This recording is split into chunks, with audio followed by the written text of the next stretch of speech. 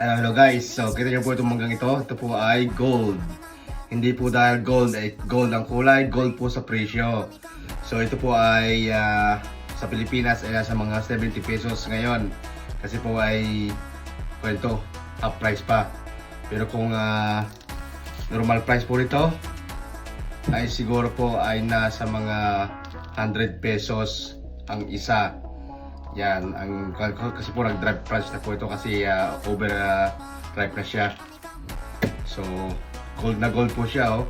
Gold ang kulay at gold ang presyo. Nasa mga 100 pesos po ang normal price nito. Ayan, oh. Masarap naman.